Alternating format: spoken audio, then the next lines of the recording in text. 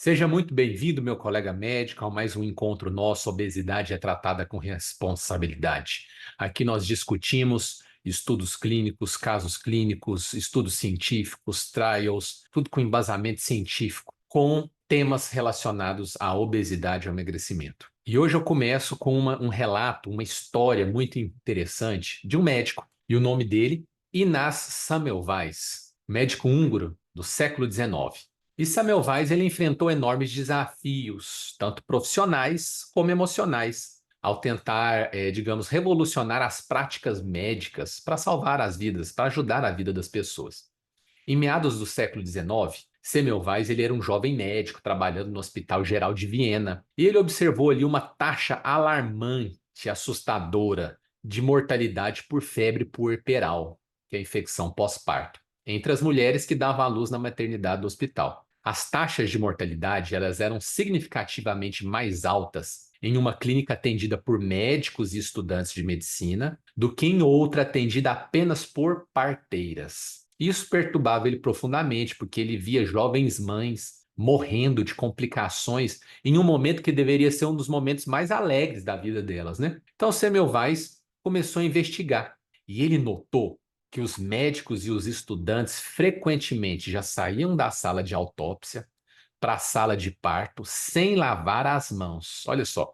Então, ele criou uma hipótese de que partículas de cadáveres poderiam estar sendo transferidas para as pacientes e causando infecções. Apesar da falta de conhecimento sobre germes naquela época, né, Semmelweis ele instaurou uma política de lavagem de mãos como solução para esse problema. Então, criou-se um protocolo, ele criou um protocolo que, assim que os estudantes e os médicos saíssem da sala de autópsia, né, eles deviam lavar as mãos com uma solução de cloro. Como resultado, a taxa de mortalidade caiu drasticamente. Apesar desse sucesso todo, Semmelweis ele enfrentou uma enorme resistência da comunidade médica, que se ofendeu com aquela sugestão de que os médicos poderiam estar causando doenças. Então, ele passou por grandes angústias emocionais ao lidar com ceticismo, ao lidar com o ostracismo, com o isolamento dos seus colegas, dos seus pares médicos. E as suas ideias só foram amplamente aceitas muito tempo depois da sua morte. E isso foi algo que marcou muito a sua vida emocional, a sua vida profissional.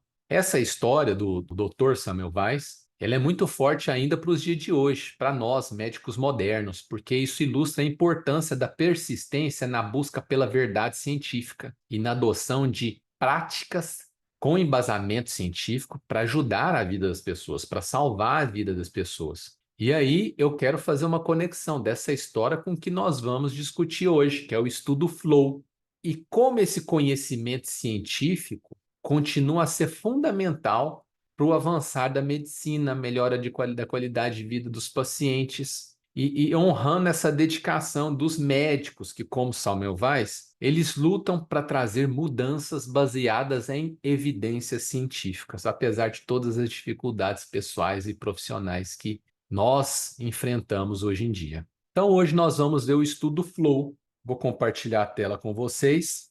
Isso, o estudo Flow. Hoje nós vamos ver o estudo Flow, a justificativa, o desenho e os dados inicial do Flow, um trial dos resultados renais com a semaglutida uma vez por semana em pessoas com diabetes média tipo 2 e doença renal crônica. Olha só, evidências científicas recentes, elas sugerem um potencial efeito protetor dado pelos agonistas do GLP-1 na função renal nos pacientes portadores de diabetes média tipo 2. Mas a maior parte dessas evidências, elas vieram de uma maneira indireta, ou seja, através de estudos comparando os análogos de GLP-1 com desfechos resultados cardiovasculares, mas também que incluíram, enquanto desfechos secundários, pacientes com doença renal crônica.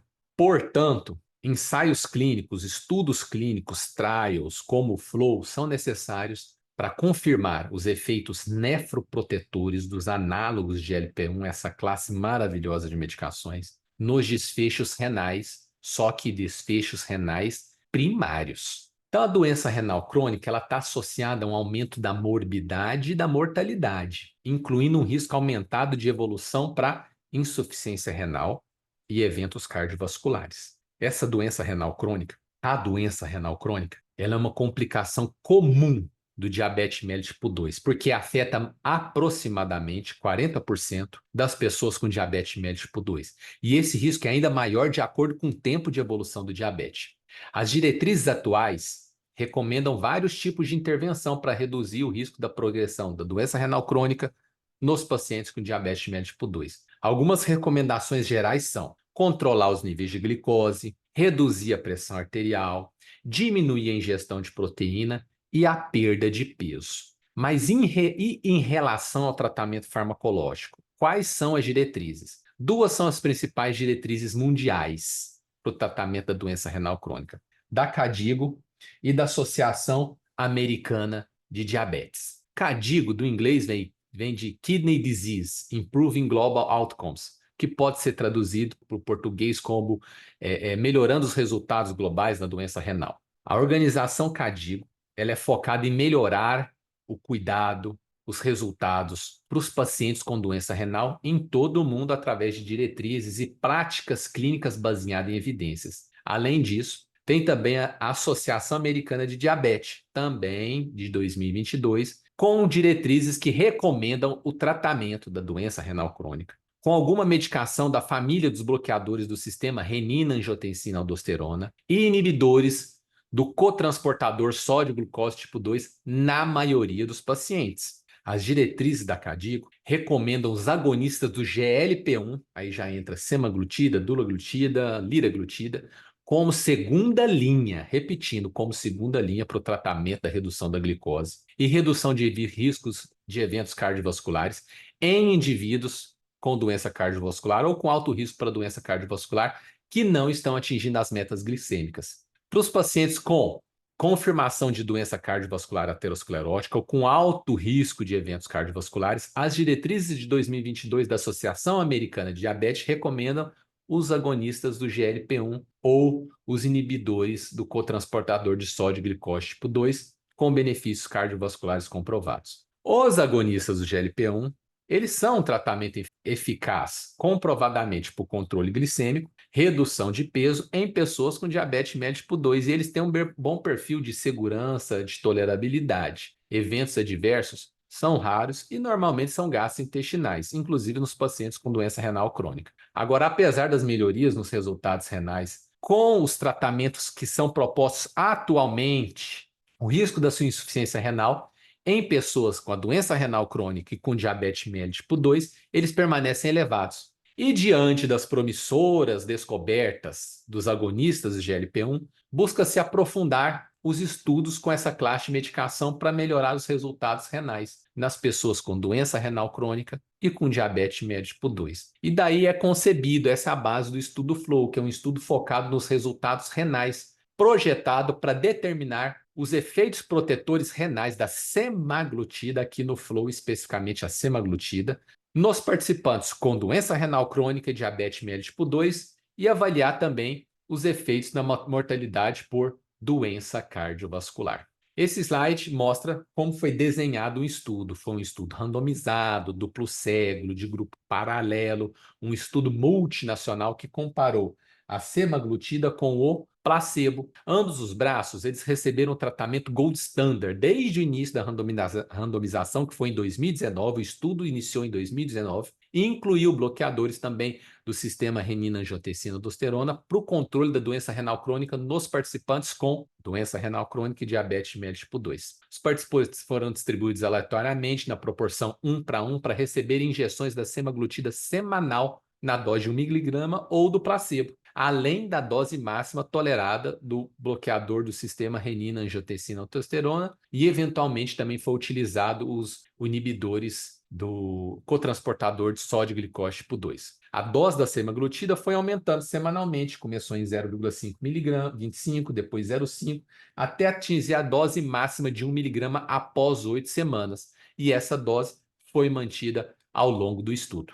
Esse slide trata aqui sobre os critérios de inclusão dos pacientes. Então, preencheram o termo de consentimento, sexo masculino ou feminino, participaram aqueles que tinham mais de 18 anos ou especificamente mais de 20 anos no Japão, com um diagnóstico prévio de diabetes mellitus tipo 2. Tinha que ter uma hemoglobina glicada também menor ou igual a 10% e um acometimento renal. Aqui tem algumas classificações, por exemplo, um deles é a taxa de filtração glomerular maior ou igual a 50 ou menor ou igual a 75 ml por minuto para cada 1,3 metro quadrado, ou uma relação creatinina-albumina urinária maior que 300 ou menor que 5.000 miligramas por gramas. E também deveriam estar em tratamento estável, com o máximo de dose possível ou tolerada de um agente bloqueador do sistema renina-angiotensina-aldosterona. Então, esse aqui foi os pré-requisitos. Do lado de cá, a gente tem alguns critérios de exclusão. Para o nosso debate aqui, eu só estou mostrando o slide, certo? Então, pode-se observar, então, que esses critérios de elegibilidade foram projetados para selecionar uma ampla população, tanto com doença renal crônica, quanto com diabetes mellitus tipo 2, com alto risco de progressão para doença renal crônica. Aqui são os endpoints, os desfechos que foram analisados, tanto os desfechos primários quanto os desfechos secundários. Enquanto desfechos primários, nós temos o quê? O tempo de ocorrência da composição do desfecho, que são uma falha renal, ou seja, uma evolução para insuficiência renal, que pode ser caracterizada por, ou melhor, que é definida por o início de uma terapia renal substitutiva crônica, que poderia ser diálise ou transplante, a taxa de filtração glomerular persistente menor que 15 ml por minuto para cada 1,3 metro quadrado de superfície corporal durante pelo menos 4 semanas. Ou morte por insuficiência renal, morte por doença cardiovascular, ou início da redução persistente de mais de 50% na taxa de filtração glomerular em relação ao valor basal. Então, a gente percebe que, enquanto endpoints, enquanto desfechos primários desse presente estudo, nós temos aqui não somente causas cardiovasculares, a gente viu aqui que tem morte por doença cardiovascular, morte por causa cardiovascular, mas também complicações renais. Então, esse foi o marco do estudo FLOW, colocar enquanto desfecho primário acometimento renal. E tem também aqui os endpoints secundários, que são a taxa de alteração anual da taxa de filtração glomerular e o tempo da ocorrência dos MACEs, que são os eventos cardiovasculares adversos maiores, que é infarto não fatal, AVC não fatal ou morte por causas cardiovasculares, e o tempo de ocorrência por morte por qualquer outra causa. Nesse próximo slide, a gente pode perceber que houve um total de 3.534 pacientes participantes do estudo. Tinha uma média de idade de 66,6 anos, 69,7% do sexo masculino e 65,7% brancos. O índice de massa corporal médio foi de 32 e uma pressão arterial sistólica média de 138 e a diastólica de 76,4 milímetros de Hg. A hemoglobina glicada média foi de 7,8% e houve uma alta proporção de pacientes com uma hemoglobina glicada basal maior que 7%, ou seja, 68,6% do paciente tinha uma hemoglobina glicada basal maior que 7%. A duração média do diabetes na vida desses pacientes foi de 17,4 anos, o que reflete uma população diabética, né, do presente estudo, o estudo FLOW. Em relação à função renal, a taxa de filtração glomerular basal foi de 47 ml por minuto para cada 1,3 metro quadrado de superfície corporal e a média da relação creatinina albumina urinária foi de 568. A macroalbuminúria, que é uma relação de creatinina albumina urinária maior ou igual a 300, esteve presente em 68,4% dos participantes. Só disso aí a gente vê que, de acordo com as categorias da CADIGO, a maioria dos pacientes, ou seja, 68,2% dos pacientes, foi classificada como muito alto risco para progressão para doença renal crônica. Além disso, os pacientes também tinham outras comorbidades devido ao diabetes, como neuropatia, 43% neuropatia, e 44,9% retinopatia. Uma história médica também de doença cardiovascular foi comum em 52%. Tinha cometimento cardiovascular no início do estudo, sendo que 19,1% portadores de insuficiência cardíaca. E a maioria dos medicamentos, tá aqui embaixo, que foram utilizados, alguns utilizavam insulina, a maioria deles utilizava bloqueadores do sistema renina-angiotensina-aldosterona, que era obrigatório, porque faz parte do protocolo atual das diretrizes para tratamento da doença renal crônica. Então, aqui estão embaixo as medicações que os pacientes estavam em uso. E sobre os agonistas do GLP-1? Bom, esse é o motivo do estudo, né? O mecanismo dos análogos do GLP-1 no rim, eles ainda não estão totalmente esclarecidos, mas já tivemos diversas hipóteses levantadas. Por exemplo, alguns estudos, como o SUSTAIN-6, que compara a semaglutida com placebo, o REWIND, da dulaglutida com placebo, o LEADER, da liraglutida com placebo, foram trials com foco em resultados cardiovasculares que sugeriram desfechos indiretos renais, como, por exemplo, com a melhora do controle glicêmico por essas medicações, a perda de peso, a redução da pressão arterial, que podem não ter levado em conta totalmente os efeitos protetores renais e indicar que outros fatores também estariam desempenhando um papel nefroprotetor. Por se sabe que os potenciais efeitos diretos incluem redução da inflamação, do estresse oxidativo e dos efeitos, melhora dos efeitos hemodinâmicos. Então, na verdade, foram demonstradas reduções no estresse oxidativo e inflamação com o uso da semaglutida em estudos com ratos,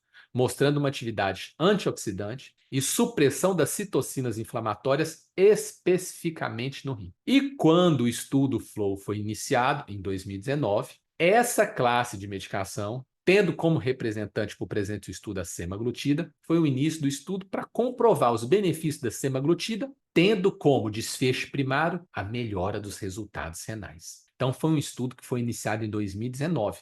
Com programação de término seria quando? Seria para esse ano, 2024. Mas, em 10 de outubro de 2023, a Novo Nordisk anunciou decisão de interromper o estudo FLOW. Essa decisão da empresa dinamarquesa surgiu nas vésperas da apresentação dos resultados do estudo com resultados cardiovasculares, o SELECT, que nós nos discutimos no nosso último encontro.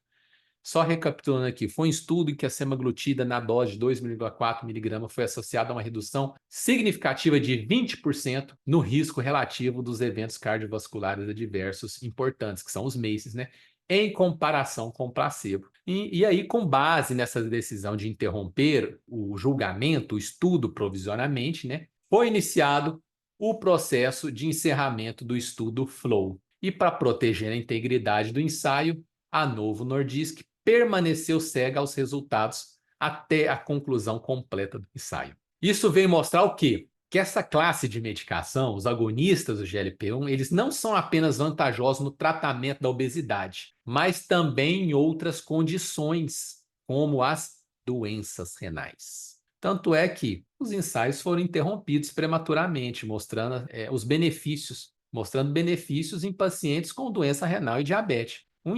Foram interrompidos, o estudo foi interrompido quase um ano antes do previsto, era para interromper esse ano, foi interrompido 10 de outubro do ano passado. Então, sempre que você está fazendo um estudo clínico, existem duas razões para interromper o ensaio. Uma é que os efeitos colaterais são tão terríveis que são perigosos para a população estudada, ou também interrompe-se quando os benefícios são tão incríveis, de tal forma que não faz sentido manter um grupo placebo sem esses benefícios.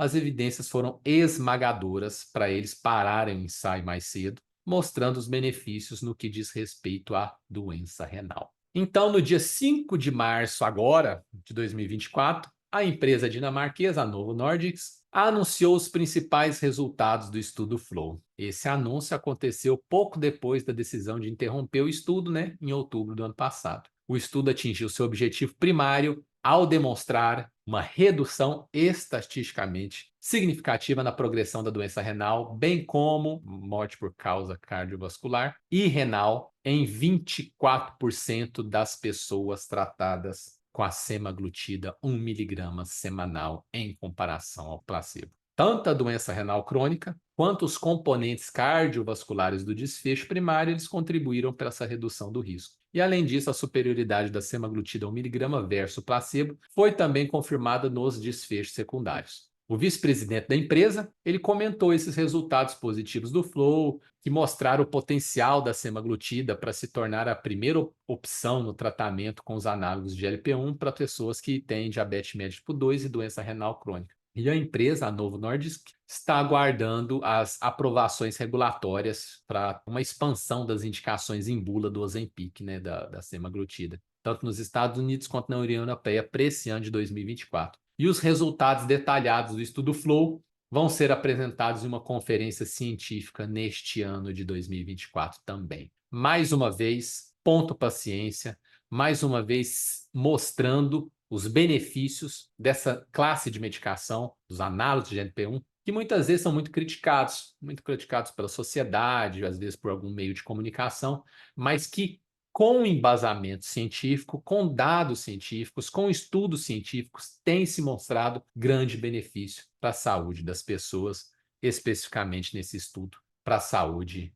do rim, para a saúde renal. Eu encerro aqui mais uma vez dizendo ponto para a ciência, ponto para o método científico, nesse brilhante estudo, e nos vemos no nosso próximo encontro. Um abraço, meu colega médico. Se você tem gostado do que tem sido discutido aqui, do que tem sido apresentado, do que tem sido entregado, deixa um comentário, deixa um like aqui embaixo, para a gente estar criando uma comunidade que busca, através de estudos científicos, estar sempre embasando nossas decisões para entregar o melhor para os nossos pacientes. Até a próxima.